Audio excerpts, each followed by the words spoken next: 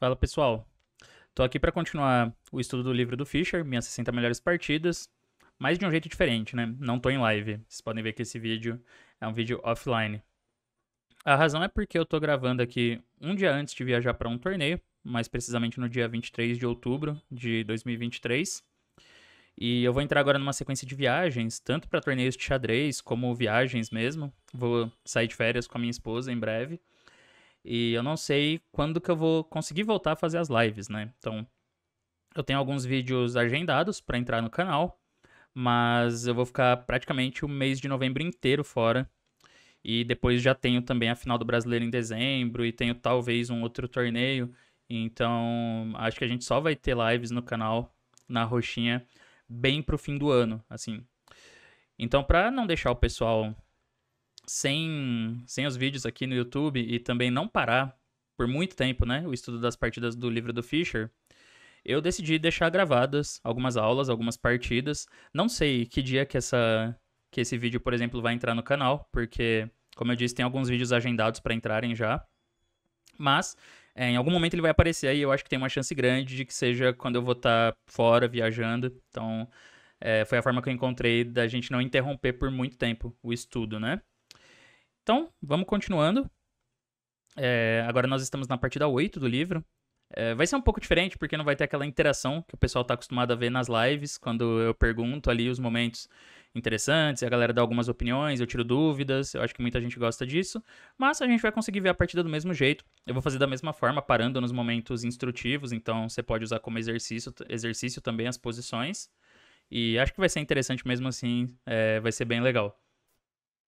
Essa partida é a primeira que aparece no livro do Fischer contra o Keres. Eles jogaram várias partidas interessantes, tiveram muitos combates. Keres é um jogador muito conhecido, né?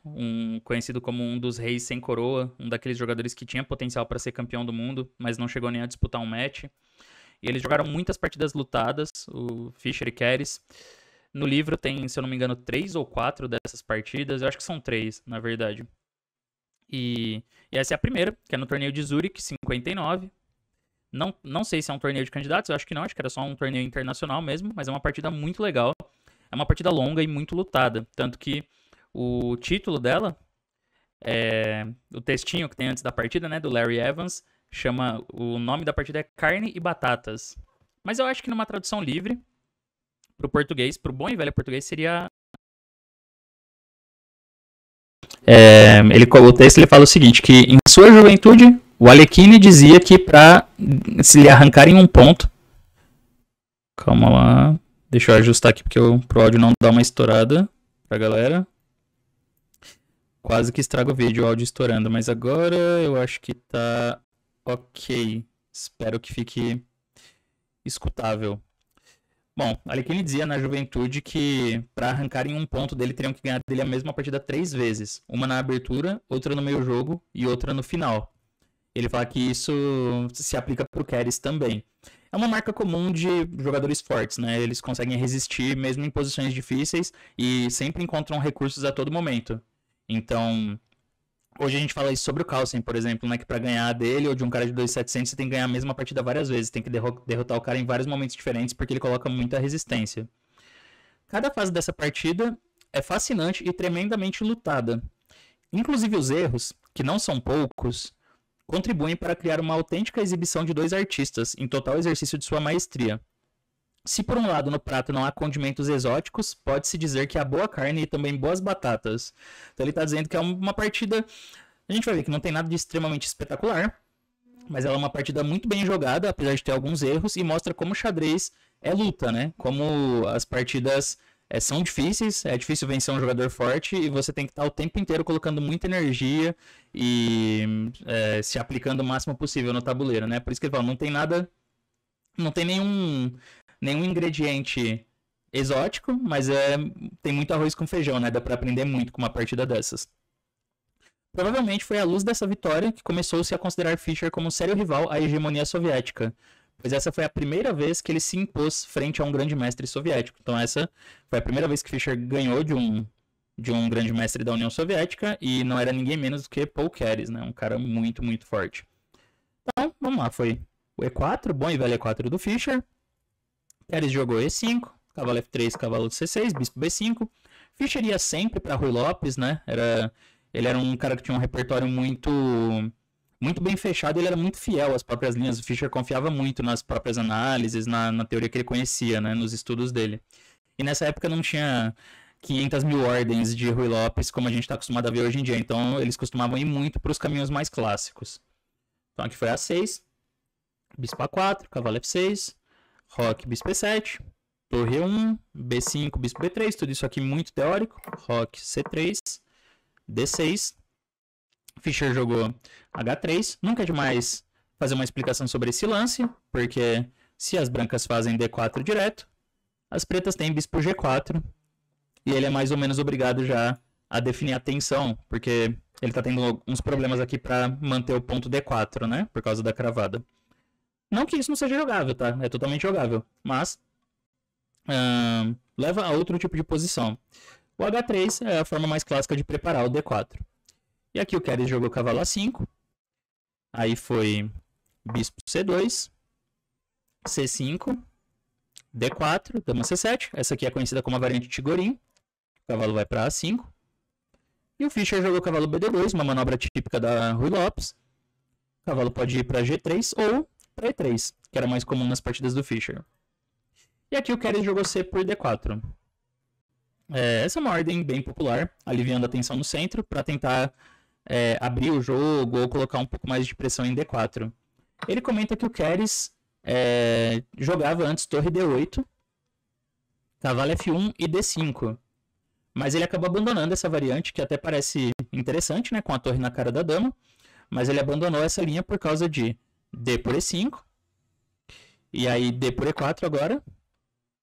Se as pretas jogam cavalo por E4, ele fala que dama E2 é bom. Bispo B7, cavalo E3, e as brancas têm a ameaça de cavalo por D5, que inclusive é difícil de imaginar como que o preto vai lidar com essa ideia, né? Parece uma ideia bem perigosa mesmo. E D por E4, agora é forte cavalo de 1, D2. Parece muito bom D por E4, porque ataca... está atacando a dama e o cavalo, é um ataque descoberto, mas ele tem cavalo de 1, D2, uma resposta muito boa. E quando E por F3, E por F6, bispo F6, dama por F3, bispo E6, cavalo E4. Segundo Fischer, as brancas têm um ataque ganhador nessa posição. Bom, ele tem uma pressão forte em F6 e tem umas ideias com cavalo G5, que parecem muito perigosas também, ou bispo G5, né? E problemas lá em H7 das pretas. Então, parece realmente difícil para as pretas essa posição.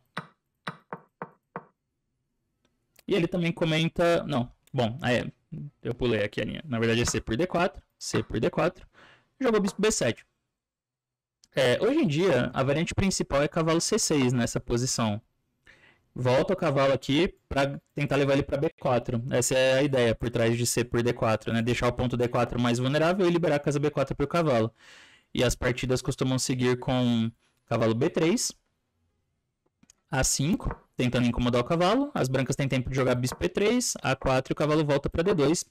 Fica uma posição aqui que o branco tem um pouquinho mais de espaço, mas com o jogo correto é possível que as pretas igualem. O preto pode jogar bispo D7, torre de FC8, dama B7, tentar jogar dessa forma.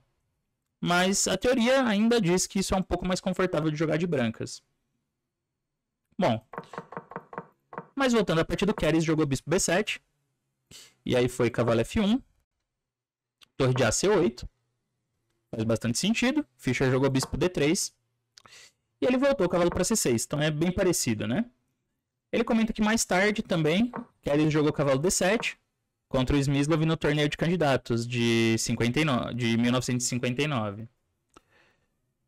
Mas nessa partida foi cavalo C6. E aqui o Fischer joga cavalo E3. Essa é meio que uma marca das partidas do Fischer, porque cavalo G3 é a manobra mais comum da Ruy Lopes, né, que a gente está acostumado a ver quase sempre o cavalo indo para G3. Mas também existe a possibilidade de jogar com ele por E3 e... Bom, eu não sei se nessa posição dá para dizer que objetivamente é melhor levar o cavalo por E3, mas pelo que eu já vi, às vezes é uma questão um pouco de gosto, né? É mais comum ver o cavalo indo para G3 hoje em dia. Mas eu lembro que Fischer e Smyslov, por exemplo, gostavam muito do cavalo indo para E3. A gente até viu uma partida já do livro, Fischer e Chocron, onde ele leva o cavalo por E3 e ele quer depois pular para D5. Porque a ideia é que se as pretas trocam, ele consegue ativar o bispo de casas brancas, né? Em G3 o cavalo ajuda a reforçar E4 e ele pode pular para F5 também. Então, são planos diferentes, né? De G3 ele reforça o centro e pula para F5.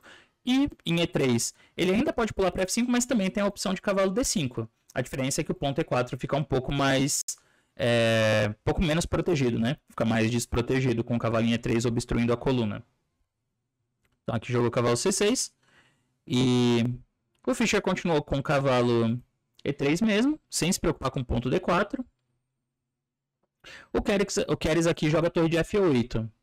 Mas o Fischer comenta que nessa posição as pretas já têm algumas dificuldades. A ideia do torre E8 é liberar a casa F8 para o bispo, porque tem essa manobra bem comum da Ruy Lopes, né? Bispo F8, G6 e bispo G7, para reforçar a ala do rei, tentar colocar o bispo numa diagonal boa. E ele também prepara para aumentar a pressão em E4. Então, com o bispo em F8 é mais fácil de usar as peças pretas para pressionar o ponto E4. Ele comenta que cavalo por D4 aqui não era bom, porque cavalo toma, e por D4 cavalo F5. E a diferença é que se joga a torre de F8, bispo G5. E essa posição é diferente porque as pretas não conseguem jogar facilmente bispo F8, né? Por causa da cravada em F6. Ele não precisa necessariamente se preocupar com o peão em D4. Ele pode continuar desenvolvendo com torre C1 ou jogar A4. E simplesmente ignorar ali o peão em D4 porque dá para capturar ele a qualquer momento, né? Enquanto isso ele vai aumentando a pressão na ala do rei. Dama F3 pode ser considerado. Realmente já parece uma posição um pouco incômoda para as pretas aqui. Por isso, o Keres jogou torre F8. Mas agora, o Fischer, ele joga um lance que parece interessante, parece bem natural. E até faz sentido porque é meio que a continuação do plano dele, né? Ele pula com o cavalo para F5. Mas ele dá um ponto de interrogação para essa jogada. O que, à primeira vista, parece estranho, porque... parece muito bom, né? Pular com o cavalo para o centro, assim, em F5 e colocar pressão na ala do rei. Mas o Fischer comenta que o certo aqui era D5. Esse lance era bem forte, fechando o centro e ganhando espaço. Isso deixa as peças pretas passivas, né? Esse é o ponto. Ele ganha espaço e a estrutura que fixa aqui, essa estrutura fixada no centro, ela deixa as peças pretas um pouco apertadas, um pouco passivas. Então, por exemplo, se cavalo B8... que é uma manobra também comum, assim, o cavalo pode vir para C5 às vezes, as brancas têm A4, criando uma tensão na ala da dama. Essa aqui é uma ruptura bem típica das posições de Ruy Lopes, para tentar criar um ponto fraco na estrutura adversária, na ala da dama. E se joga cavalo B4, aí bispo B1, é importante o cavalo estar em E3, porque agora as pretas não têm cavalo C2, por exemplo, que forçaria algumas trocas, e ele já está ameaçando A3, prendendo o cavalo. Então as pretas são obrigadas a jogarem A5 para liberar a casa A6. Mas agora dá para aumentar a pressão na ala da dama com dama E2. E, por exemplo, o cavalo D7. Ainda não dá para tomar em B5, né? É muito perigoso por causa de bispo A6. Mas ele fala bispo D2. Dama B6, A3. Cavalo A6 e agora vem B4. Outro avanço típico e bem forte para as brancas. Esse lance ele é muito bom porque, além de fixar o peão de B5, ele tira a casa C5 dos cavalos. Então, nenhum cavalo preto pode pular para C5. E, em seguida, as brancas continuam com o bispo D3, mantendo, agora colocando uma pressão muito forte em B5. Essa é a típica posição onde já dá pra gente dizer que as brancas têm uma vantagem estratégica bem clara, assim, uma vantagem posicional grande.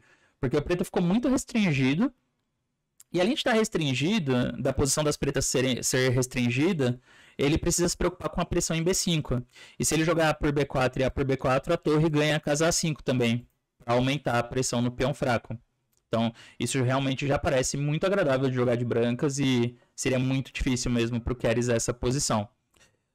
Só que o Fischer ele foi para um plano diferente. Agora sim, ele dá uma interrogação, mas eu acho que isso... faz bastante sentido com o que a gente tem visto nas partidas do Fischer. Ele é um jogador que prefere posições abertas, né? Posições mais de tensão, de tática, onde ele pode tentar jogar pela iniciativa. Essa variante com D5 ela é muito boa para as brancas, mas ela fecha, né? O jogo fecha e vai para uma estrutura mais fixada, onde o branco vai jogar com uma pressão mais posicional e uma coisa mais lenta, assim. Eu conseguiria imaginar o Karpov jogando D5 assim facilmente, por exemplo, porque o Karpov sempre gostou dessas posições fechadas na Ruy Lopes, onde ele vai espremendo o adversário com espaço. O Fischer já não é muito a cara dele, assim, ele prefere o jogo mais aberto. Então eu consigo entender aqui esse erro, porque não é muito do estilo dele fechar, né? Keres jogou bispo F8. E além de tudo, os próximos lances das brancas parecem bons, ó. Bispo G5, é tudo com ganho de tempo, né? Cavalo F5, bispo G5, aí cavalo D7, torre C1. Ele já completou o desenvolvimento e tirou todas as peças. A diferença... quer dizer, o problema, né, é que as pretas não têm grandes dificuldades agora para se organizar também. Então, o Keres jogou a dama B8, simplesmente saindo da cravada, que foi ameaçado com D5. E aí foi bispo B1. Talvez, né, assim, talvez nessa posição fosse possível jogar o D5. Não sei bem por que o Fischer descartou isso agora, porque cavalo B4 ainda tem o bispo B1 sempre. Talvez cavalo E7 aqui foi um lance que ele não gostou, tentando trocar o cavalo, né? Pode ser que as simplificações ajudem as pretas. E também eu acho que o fato dessa torre não estar mais na coluna A, não estar mais em A1 apoiando A4, já faz perder um pouco, faz as brancas perderem algumas ideias na ala da dama. Mas ele jogou bispo B1 ainda mantendo a tensão. E aqui o Keres jogou cavalo por D4. Finalmente ele aproveita para abrir a posição e também tentar trocar algumas peças, que é importante para aliviar um pouco a posição das pretas, né? Que tem menos espaço. Foi cavalo de 3 por D4. E aqui vem o primeiro erro da partida, que foi torre por C1. Esse erro também é compreensível porque provavelmente o Keres ele omitiu aqui uma ideia do Fischer, né? Uma ideia muito interessante.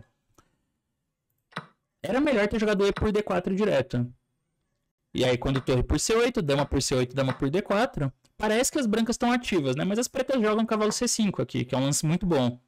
Além de colocar mais um ataque em E4, ele ameaça cavalo E6. Então, isso com certeza levaria a algumas simplificações, né? E a posição das pretas está bem defendida. O bispo faz um bom trabalho, que ele defende tanto o G7 como o D6. E ainda dá para criar esse contra-jogo em E4, que acaba resolvendo bem a posição das pretas, né? Fora a ameaça de trocar as peças ali com o cavalo E6. Mas o Keres jogou primeiro torre por C1. Bispo toma C1. E agora, aí o Fischer ele toma de bispo, que é um detalhe interessante, né? Pode parecer que isso é para deixar a dama controlando D4, para poder responder por D4 com dama por D4. Mas na verdade o Fischer tinha encontrado uma outra ideia bem interessante aqui. Então é o primeiro momento para vocês pensarem aí como vocês jogariam de brancas. Qual será que foi o lance do Fischer nessa posição? Bem, no caso de dama por D4, eu acho que seguiria a mesma coisa da variante anterior, cavalo C5. E muito provavelmente era isso que o Keres estava esperando. Isso é o que o Fischer comenta, né? O Keres provavelmente estava esperando cair nessa posição e achava, bom, minha posição está sólida porque eu estou defendendo D6. E a fraqueza de D6 ela é compensada pela pressão em E4. Então às vezes ele pode até encaixar um D5 aqui na hora certa. Mas o Fischer percebeu que ele poderia forçar um desequilíbrio interessante nessa posição com uma ideia bem criativa, que foi cavalo H6. Esse é um lance tático, mas ele não é aquela tática tradicional para ganhar material, né?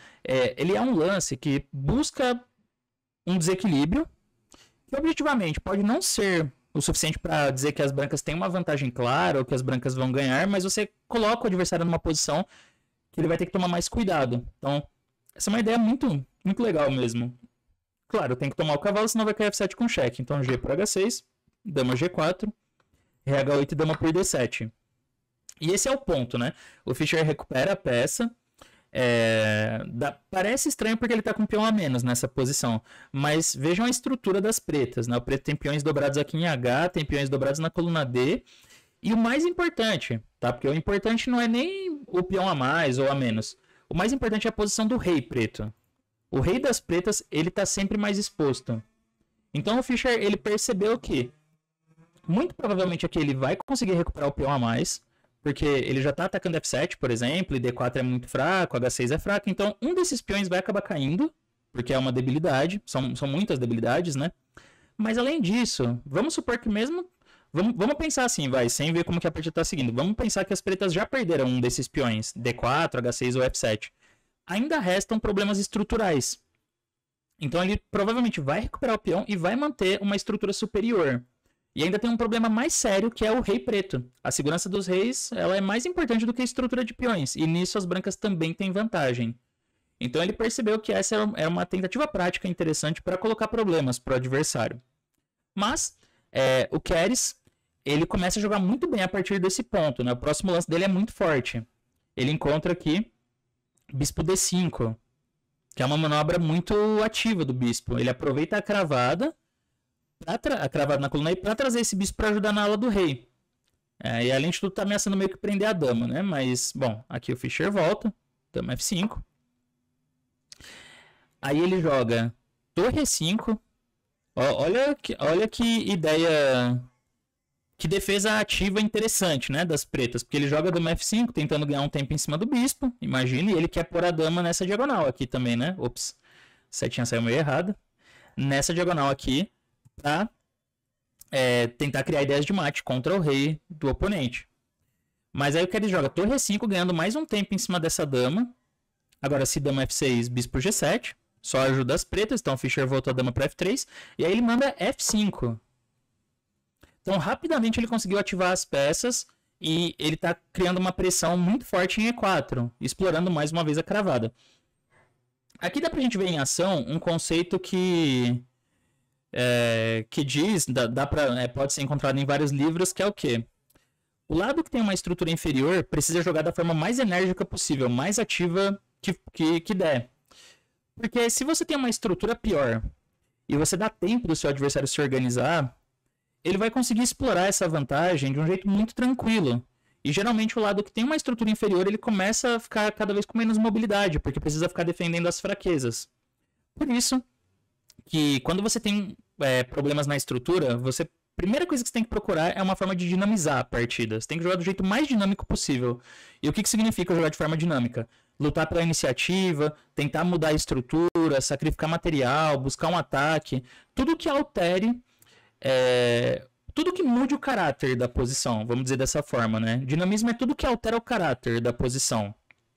Porque dessa forma você dificulta a tarefa técnica do oponente, né? Você dificulta aqui as brancas de explorarem, né? Torna mais difícil das brancas explorarem a estrutura superior. E o Keres com certeza entende isso e ele sabe que ele tem que jogar de forma ativa. Então, dessa forma, com F5, ele cria um segundo problema aqui, um outro momento crítico para o Fischer, que é bem interessante também. Então, mais um momento para vocês pensarem. Como jogar de brancas depois de F5?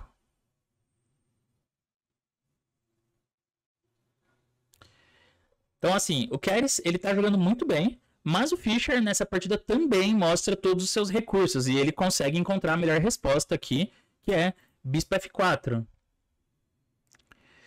Né, ativando o bispo de casas pretas com ganho de tempo. A torre voltou para E8, ok. Ele comenta aqui, se torre E7, que talvez tivesse a ideia de jogar dama E8, por exemplo, né, para colocar mais pressão aqui em E4, as brancas têm uma ideia muito boa, que é dama D1. Esse lance é bem forte. Ele desfaz a cravada, né? Então, ao mesmo tempo, ele ameaça aí por D5, mas também está atacando D4. As pretas não tem nada melhor que bispo E4. Mas aí bispo toma, F por E4, dama por D4.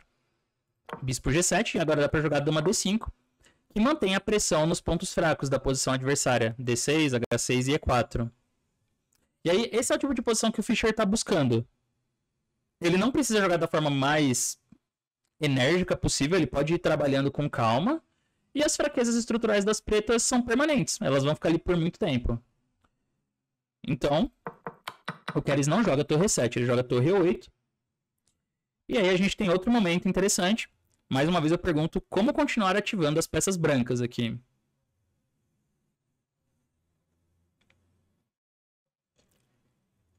Bem, agora aquele dama D1 já não é tão perigoso, porque depois de bispo G7 as pretas estão melhor coordenadas, né?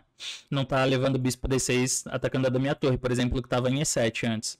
Então o Fischer tem que encontrar uma outra ideia, mas ele joga muito bem também nesse momento, ele joga dama H5. Segundo ele, cercando a ala do rei ali, né?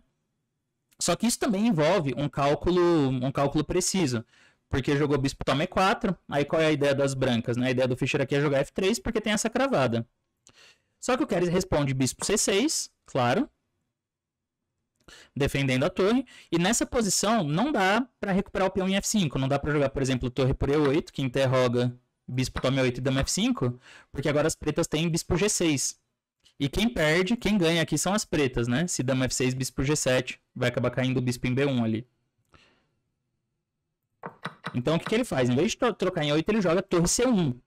Outro lance muito preciso. Nesse ponto, a gente já vê que as pretas têm 2 peões a mais, né? Tomou o peão em D4 ali, e depois teve a sequência do cavalo H6, depois tomou em E4. Mas, por outro lado, ele tá com fraquezas em H6, F5, D4, D6. Tudo isso, todos esses pontos são muito fáceis de serem atacados pelas peças brancas. Então, é muito improvável que o preto vá manter os 2 peões a mais, né? Provavelmente vai cair os 2, na verdade. Então, jogou torre C1, bispo D7. E aqui o Fischer jogou bispo toma H6. Ele comenta que essa foi uma escolha difícil, porque ele tinha uma alternativa aqui que era bispo toma F5, bispo F5 e dama F5, que também parece manter uma boa vantagem para as brancas, por causa dos problemas estruturais, né, das pretas. Então H6, D6, D4. Aqui ele está controlando a coluna C também, que é importante. Está pegando a casa C8. Tem sempre o rei preto, que é uma fonte de preocupações, né? Então essa era a alternativa. Aqui o Fischer sofreu para escolher, né, como que ele jogaria.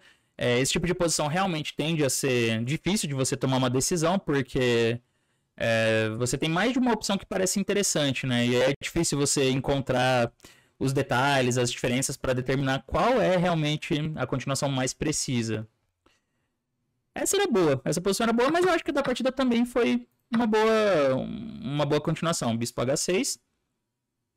Eu acho que ele estava, né, nessa posição, acho que ele pensou de forma lógica que era melhor trocar os bispos de casas pretas, porque isso deixaria o rei preto mais vulnerável e seria mais fácil de atacar os peões em D4 e D6 depois. Eu imagino que foi algo assim. Mas aqui o Keres continua defendendo muito bem. Torre E6 foi um belo lance.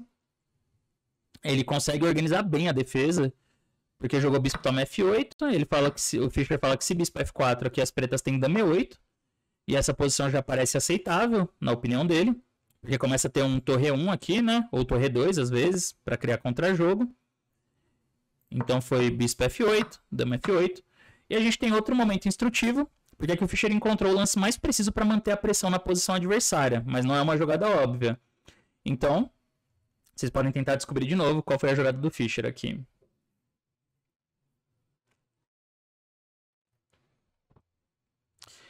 Bem, mais uma vez o Keres está defendendo baseado em recursos táticos, porque parece que o peão de F5 pode ser capturado de duas formas diferentes, mas na verdade ele não pode ser capturado de nenhuma forma.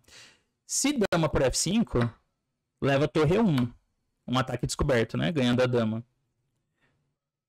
E se joga bispo F5, torre H6, que ataca a dama e o bispo, e as pretas ganham uma peça. Então, em vez disso, o Fischer decide atacar outro peão, né? Outro ponto fraco. Ele joga dama H4 aqui. Um bom lance, atacando D4, e não é fácil das pretas defenderem essa posição. Então, esse lance, ele é bom, essa jogada, porque obriga as pretas a forçarem, né? Forçarem um final inferior. Que é o que a gente vai ver o que acontece aqui depois de dama F6. A outra opção seria tentar defender com dama G7. Porém, depois de torre C7, as pretas já estão em apuros. É interessante ver que a dama, em H4, ela pressiona D4, ela ameaça um cheque ganhador ali em D8 e controla um cheque da torre em E1 ainda. Por isso que dá para ativar a torre branca. Essa é a força dessa jogada aqui de dama, desse recuo da dama do Fischer, né? Ele explora ao máximo o alcance, né, da dama em todas as direções. Assim, ele tá pressionando... Ele tá ao mesmo tempo evitando um cheque, pressionando a posição adversária em duas direções diferentes. E no caso, contra a torre 2, que parece um contra-ataque bom aqui, atacando G2, ele já dá uma variante bem legal, que é dama D8, e quando torre 8, as brancas têm torre toma D7. Não sei se dama D7 serve também, mas torre por D7 é bem bonito, né? E torre toma, torre D8, ele vai ter que dar a dama ali, vai ficar com peça a menos. Então foi dama F6, mas aí o Fischer troca, torre para F6, e a gente entra no final. Então é aquilo, né? A gente teve uma abertura interessante, um meio jogo bem interessante, mas pra vocês verem como o Keres defendeu bem, né? A gente já tá no final. Então, assim, não era fácil defender aquela posição. Ele tava com o rei muito aberto e com vários peões fracos. Ele conseguiu não tomar mate, né, evitar um ataque de mate, e ele ainda tá com um peão a mais nessa posição. Ele ainda conseguiu simplificar, levar para um final que ainda as brancas precisam recuperar o peão. Então isso geralmente, isso pode ser considerado uma excelente defesa, né, com certeza. E agora, logo que entra no final, o Fischer já comete um erro, que é rei F2, que é engraçado, né, parece um lance mega natural.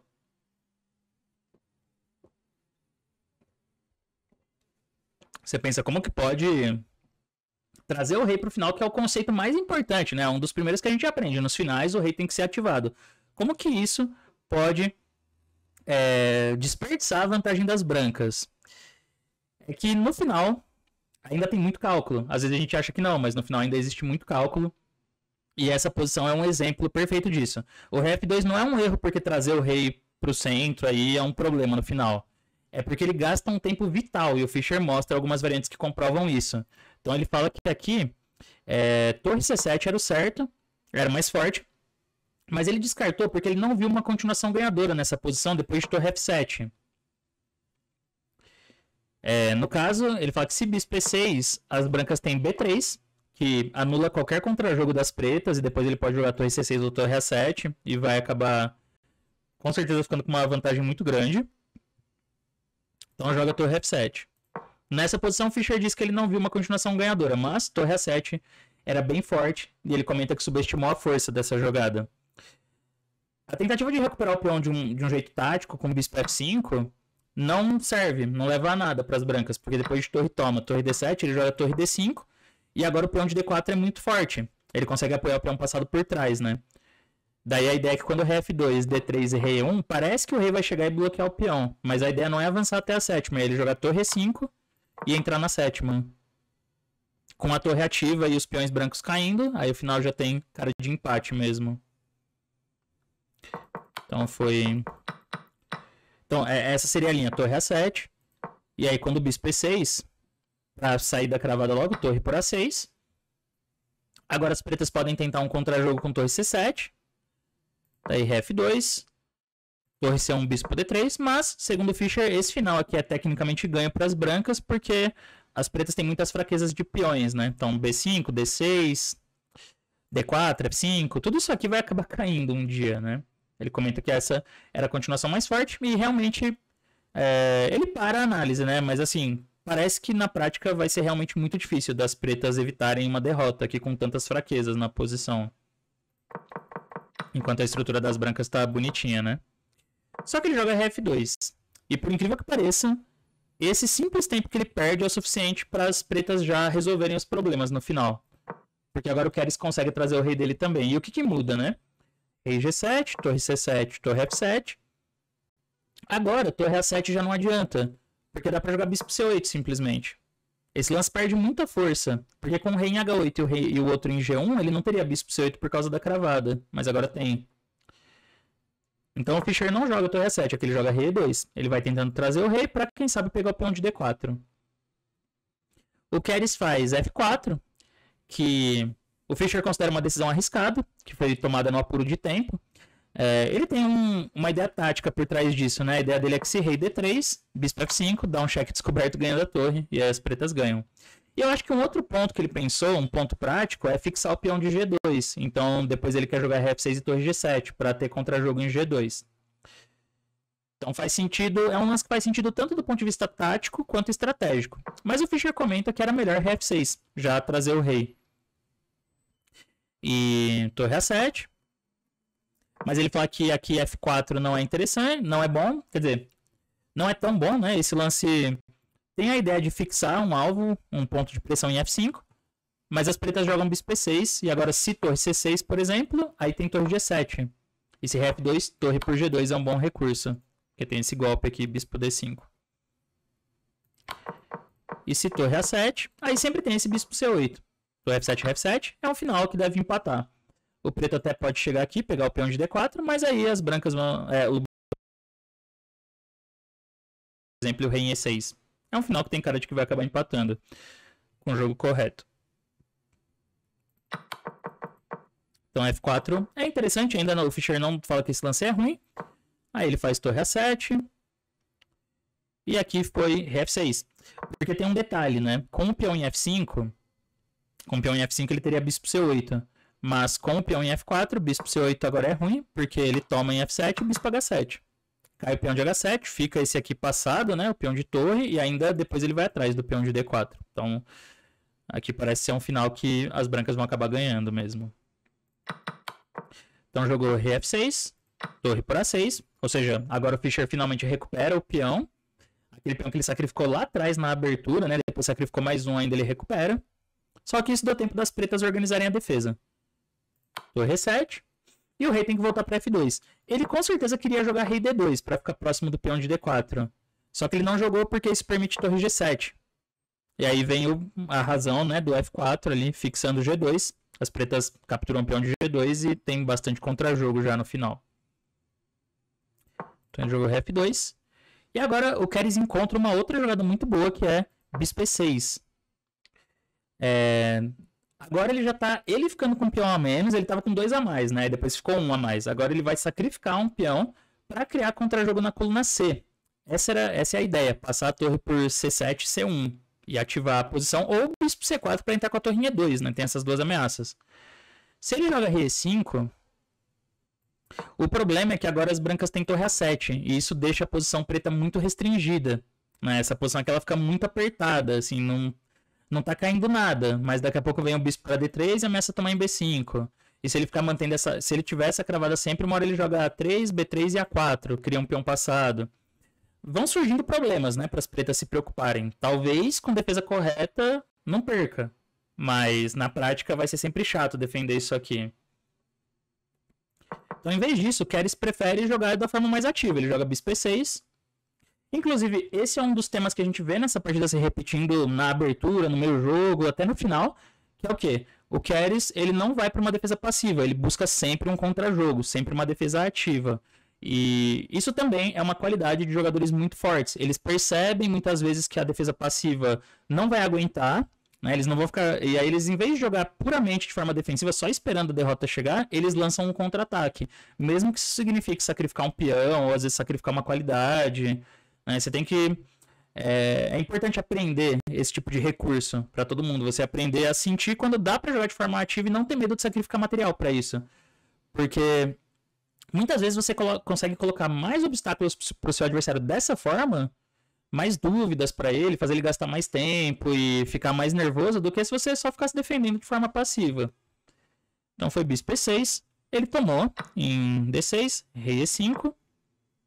E agora jogou torre C6 para tentar, né, não deixar a torre preta entrar pela coluna C. Se torre B6, as pretas têm bispo C4.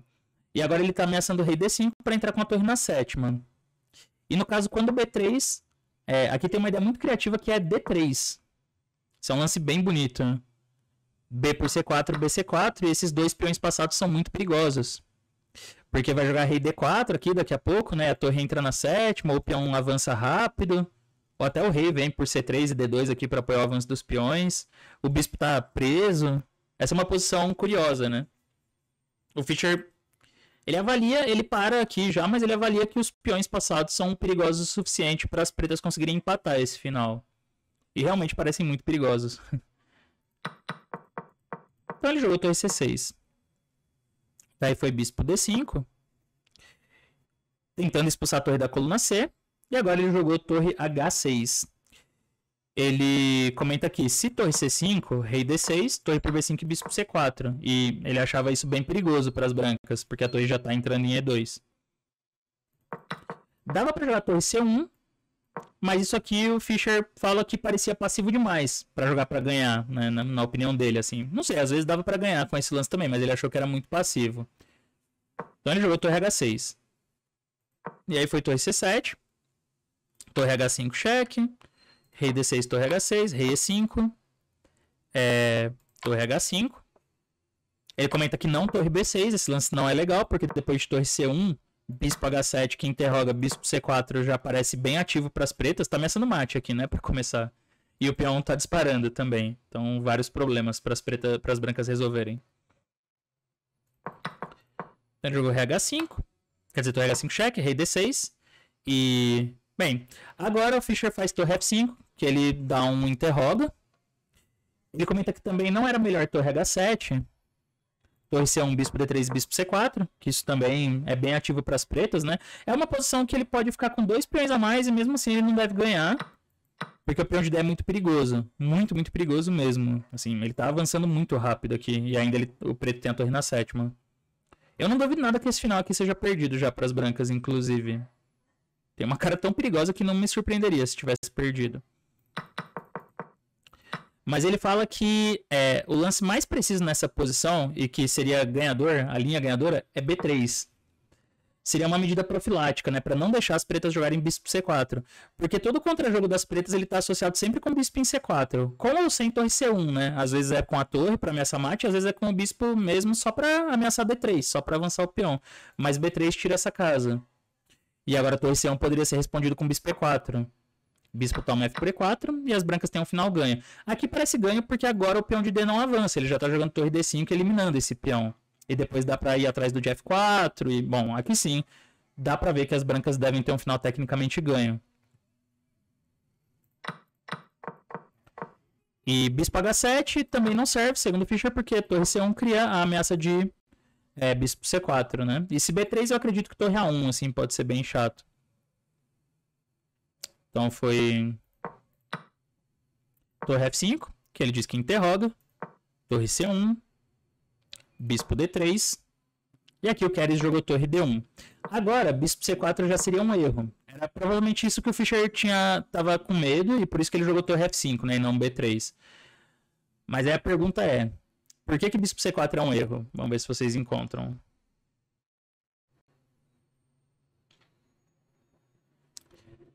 Bom, aqui ele tem uma ideia tática simples, ganhadora, torre por F4.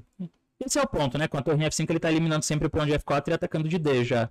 E quando o bispo D3, torre por D4, cheque. Depois pega o bispo aqui e fica com no mínimo 2 peões a mais, né? Final totalmente ganho para as brancas. Então bispo D3, aí foi torre D1.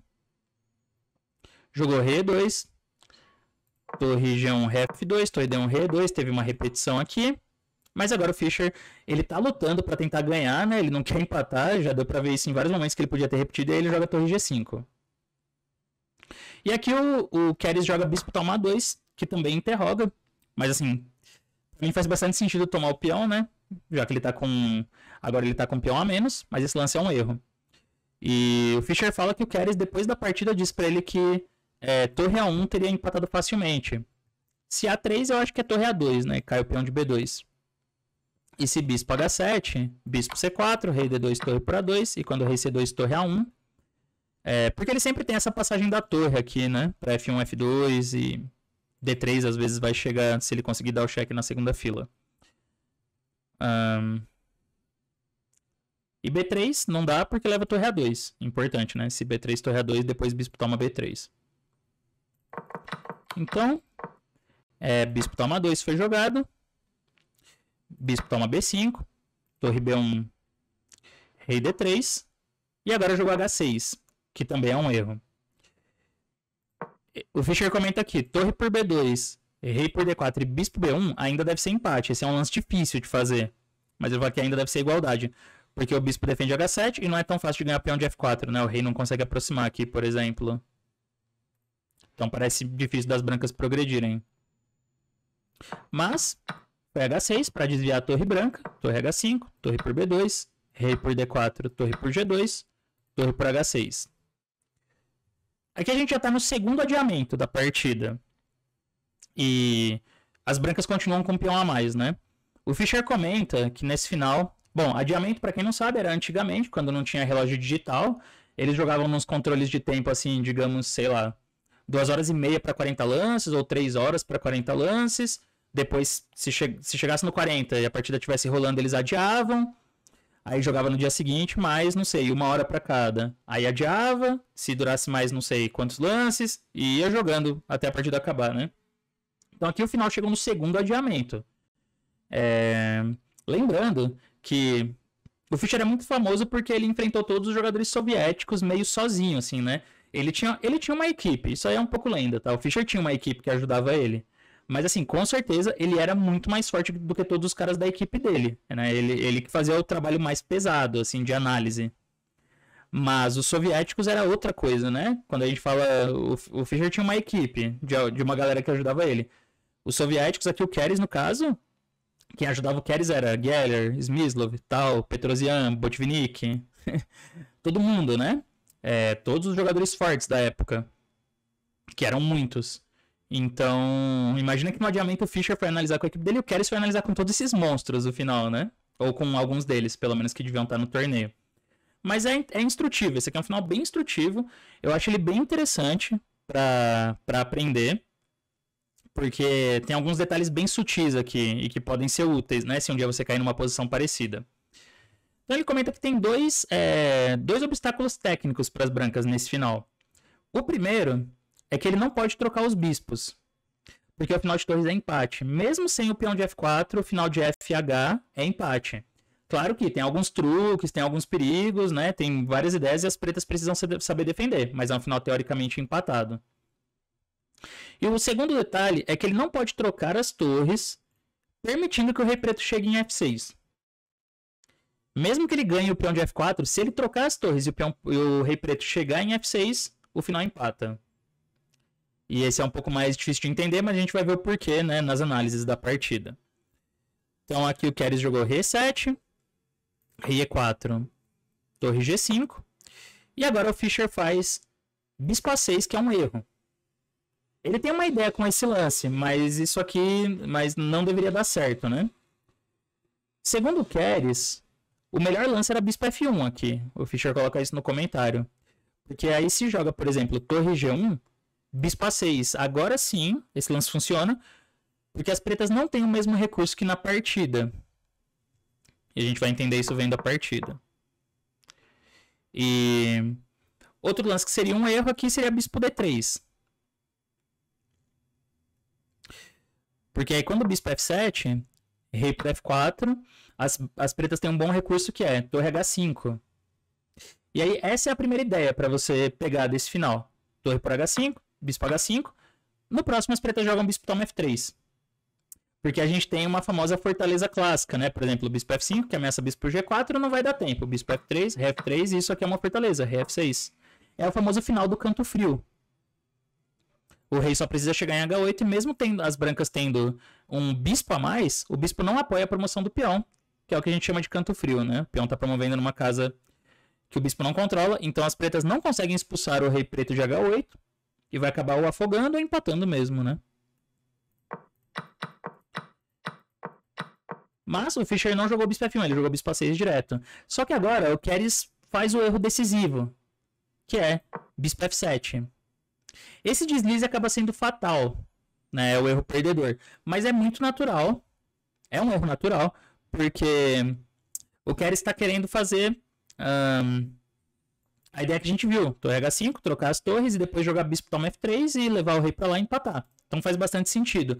Mas esse lance acaba perdendo a partida. Ele comenta, o Fischer, que é o caminho certo, e que o Keres, depois da partida, falou para ele que nas análises do adiamento ele tinha descoberto o caminho para o empate com a equipe dele ali, com os soviéticos, né? Mas ele acabou esquecendo no tabuleiro. Porque o certo é bispo B1 cheque, e aí quando o rei toma F4, torre F5, rei G4, torre F6.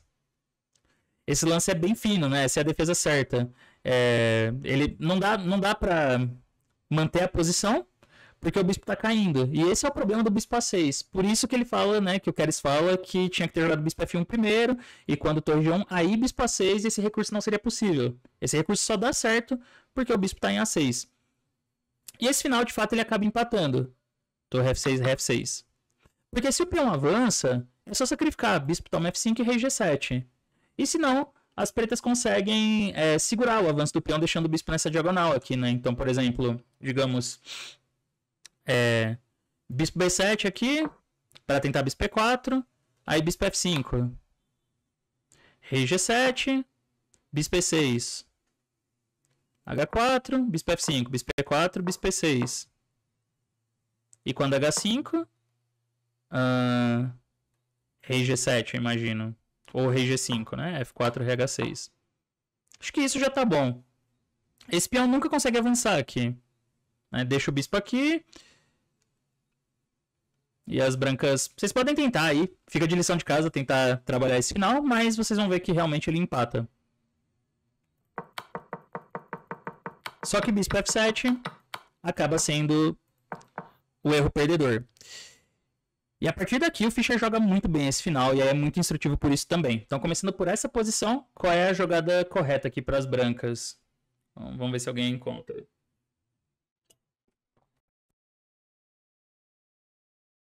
Bom, o ponto é óbvio, né? As pretas querem jogar torre H5, que é o recurso que a gente tá vendo que o Keres quer jogar, trocar as torres e bispo F3. Então o Fischer faz bispo C8, passando esse bispo para G4.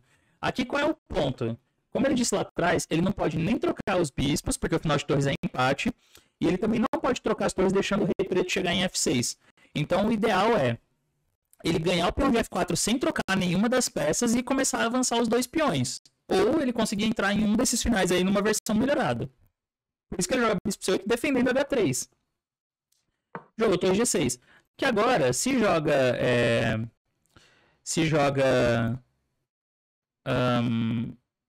torre H5, é só tirar a torre, né? Torre A6, torre B6, não sei, algo assim. Depois põe o bispo em G4, toma em F4 e começa a trabalhar o final com dois peões a mais. Vai levar bastante tempo, né? Tem uma tarefa técnica aí pela frente, mas vai acabar ganhando.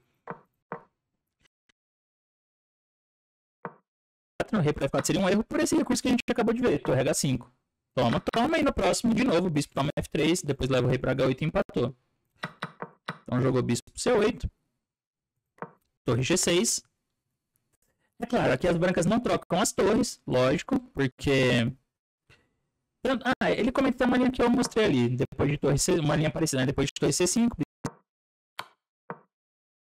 as brancas é ganhadora, né? Aqui, mesmo que o branco não ganhe o peão de F4 rapidamente, esse final dá pra ver que tá tecnicamente ganha. É só puxar a torre, avançar o peão de H e vai indo, né? As peças pretas vão ficando cada vez piores. Então, Keres joga a torre G6, mas por tudo que a gente acabou de ver, já sabemos que esse final o branco não pode trocar as torres. Se trocar em G6, bispo toma ré F4, ré F6, com o rei em F6 as pretas empatam. E o Fischer sabe disso e joga a torre H7, claro. E aí foi ré F8, bispo G4, torre G7, ele tá tentando perseguir a torre branca, né? Mas o Fischer ele calcula muito bem todos os momentos aqui, ele consegue encontrar todas as melhores, todos os lances mais precisos para as brancas, porque, por exemplo, se torre por G4, que é para ter bispo G6, aí tem esse intermediário.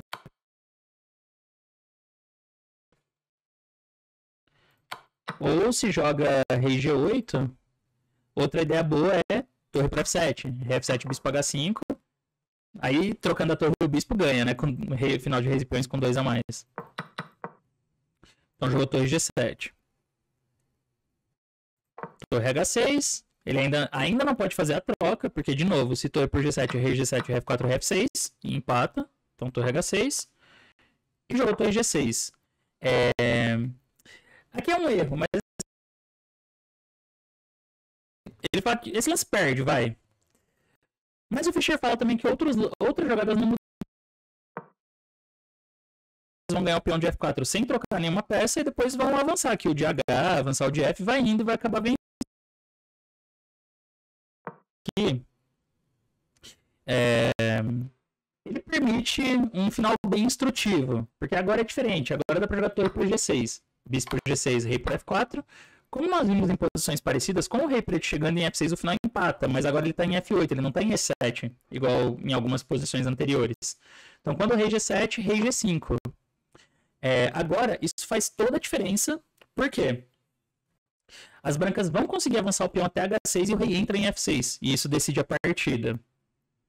A técnica do Fischer nesse final é muito instrutiva, e a gente vai ver como que ele ganha esse final, né? É legal saber esse tipo de final aqui, de conhecer, porque a manobra que ele usa lá na frente é bem interessante, é bem instrutiva. Então foi bispo D3, F4, bispo E4. Cuidado para não fazer F5, né? Porque F5, bispo toma F5 e sobra o peão do canto frio de novo. Então ele joga H4. E aí foi bispo D3, H6 para H8. Lógico que não vai jogar RH7, né? Porque se RH7 bispo F5.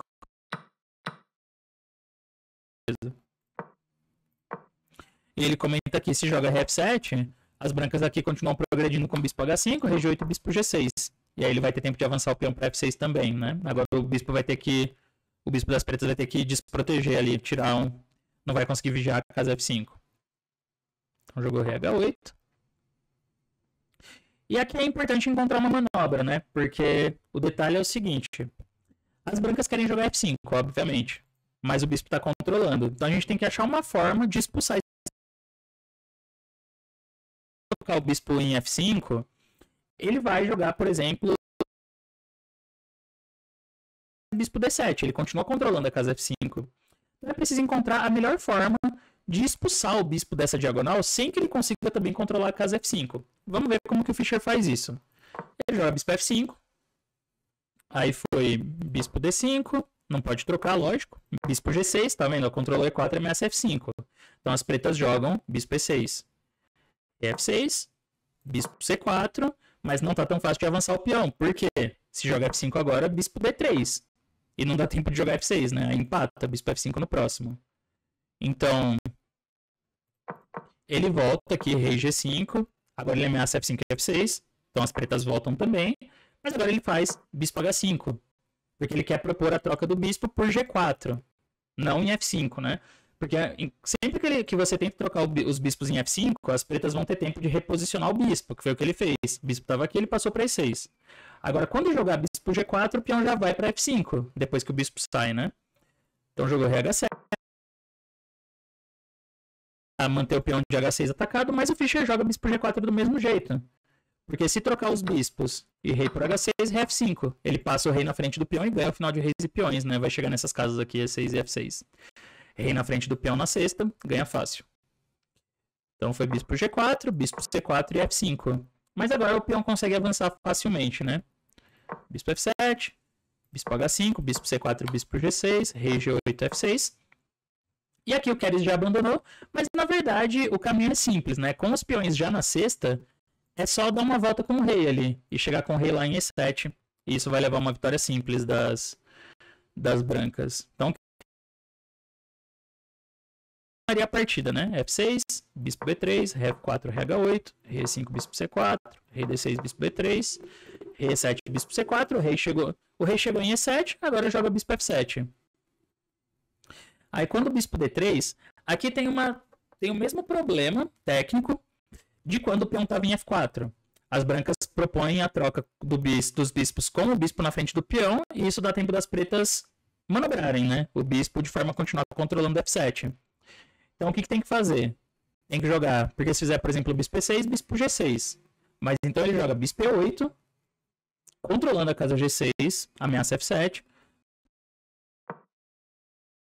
Mas agora ele faz bispo D7, para propor a troca por E6, sem ficar no caminho do peão. E isso dá o zug decisivo nas pretas, né? Se fizer bispo D3, já avança F7 direto.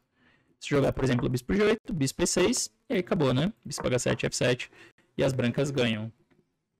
Por isso que o Keres abandonou no F6. Mas, como vocês podem ver, uma partida é uma batalha longuíssima, né? Uma verdadeira maratona. 81 jogadas, desde a abertura uma partida muito lutada. O Keres...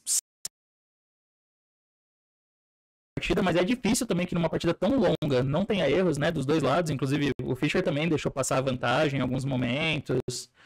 Mas eu acho que essa partida ela começa a mostrar pra gente já uma qualidade do Fischer que pra mim é a principal qualidade dele, né, que é uma persistência absurda. E ele tá sempre procurando as chances dele, assim, mesmo nas posições que parecem mais difíceis ou que parece que já não vai dar, ele continua tentando, né? Ele não repete, ele recusa a repetição várias vezes, ele tá sempre jogando para ganhar e ele coloca muita energia, né, para fazer o adversário errar. Então essa partida é um excelente exemplo disso, assim, dessa qualidade no jogo dele, que fez ele vencer um dos melhores jogadores do mundo, né? O Keres aí na época, que era um dos mestres soviéticos mais respeitados também. Foi a primeira vez que ele venceu um grande mestre da União Soviética. Isso em 1959. Então é isso, pessoal. Espero que vocês tenham gostado. Se você gostou da análise, não deixe de curtir o vídeo. Aí, se você ainda não for inscrito no canal, se inscreve, ativa as notificações para receber mais conteúdos desse, né? Mais análises. E, enfim, a gente vai continuando o livro do Fischer dessa forma, pelo menos enquanto eu estiver viajando. Não sei, como eu disse no começo lá, não sei quando que esse vídeo vai ao ar, mas provavelmente eu vou estar fora, vou estar viajando. Então é isso, a gente continua aí, 8ª partida Fischer e Keres. Valeu, pessoal, por assistirem e até a próxima.